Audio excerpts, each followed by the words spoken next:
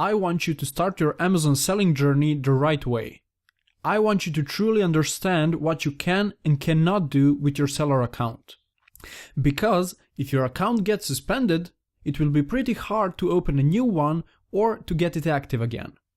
The most important thing is to always follow the rules, because Amazon is well known for removing selling privileges from sellers no matter the volume they are making, without any prior warnings. Now, Amazon rules always change, so I have included the links to their most important policies in the resource tab of this lecture. Also, there are much more smaller policies and rules there, so I highly suggest that you take time and check out the policies.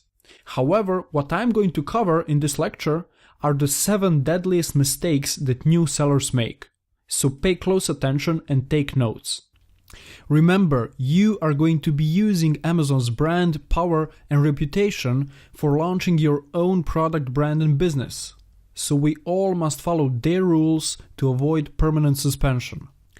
Now, by all means, this part should not scare or distract you. It's just something that you need to be aware of, so you can avoid and minimize any future mistakes. Now, I assume that you already know that common sense things such as alcohol, drugs, weapons are strictly forbidden on Amazon, of course. Now, the first and most obvious rule is that you cannot have multiple seller accounts. Amazon doesn't want you to have multiple seller accounts because it can be used to trick the system. For example, to have multiple listings of the same product, or to game the review and feedback system by reviewing your own products. Of course, these activities are strictly forbidden. If they find out that you have 2 or more seller accounts, they will shut them down permanently, and the probability of getting them back unsuspended is really low. However, if you're an advanced seller with 2 or more different brands in unrelated niches, you can ask for an exception. But you will need to have Amazon's permission first before opening a second seller account. The reason for opening a second seller account can be to make sure that your competitors don't see which other products you sell, or to have more professional store with your branded products only. The second rule is that you cannot link to any external resources or websites. As I mentioned before, you are using Amazon to launch your product, which means that Amazon doesn't let you take their customers off Amazon website, since they earn commission from each sale. Also, in the communication with your customers, you cannot link to your site in any way, or you cannot use your email address to communicate with buyers.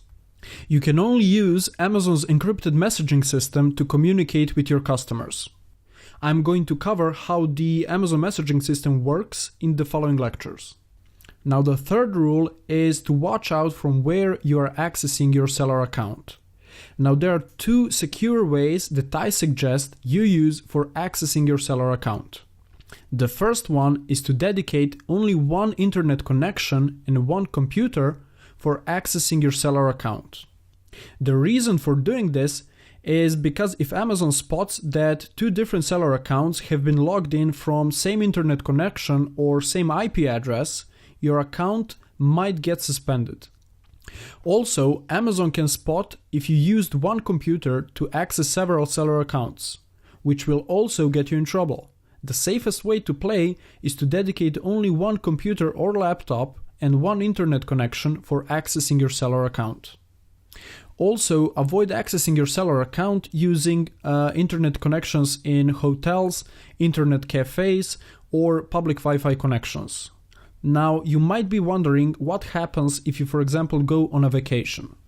Now, that brings us to the second solution, and that is to subscribe for virtual private server, which you can use to access your seller account.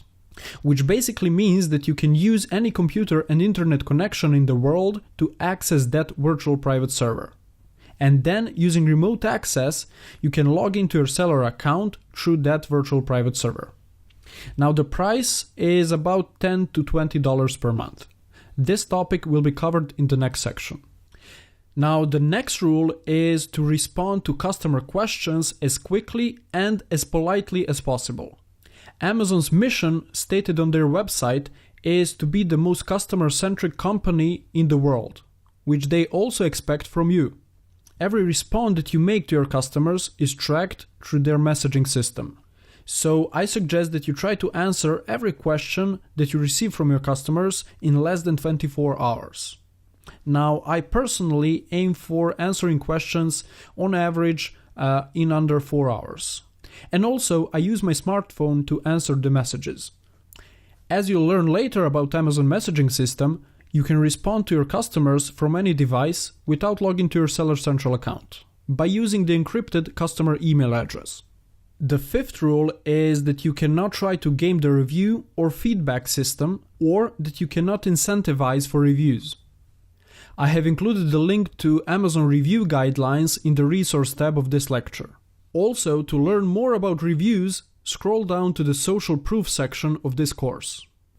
In the social proof section, I show you exactly what is forbidden in terms of reviews, and also I show you the proven ways of getting legitimate reviews on autopilot. Now, the next rule is to not do the dropshipping. Now, if you're not familiar with what dropshipping is, it's basically selling products without having inventory. So that means that when a sale occurs, you tell your supplier to ship the product directly to your customer. Now, this is a recipe for failure and account suspension. Dropshipping is not a business model that I advise for Amazon, nor do I teach. Maybe on other marketplaces, dropshipping works, but on Amazon, it doesn't. The reason for this is because you don't have control over the inventory levels, you're not adding any value, the returns are a bit complicated, and also some part of the dropshipping process is against Amazon rules. For example, Amazon requires that on shipping label and invoice, only your name can be shown, not suppliers, which is a bit hard to manage. So I have included the link to Amazon dropshipping guidelines in the resource tab of this lecture, so you can explore this topic in more details. And finally, the last big rule is to stop doing something if Amazon tells you to stop, or if they send you a seller warning notification. Sometimes, but not in all cases, Amazon will warn you if you have done a suspicious activity on your account. Always follow what they say. It would be also great if you could immediately, as soon as you receive a warning notification, hop on to phone call with Amazon to solve the issue. Okay, so that's it for now. Please let me know if you have any questions in the discussion tab of this lecture.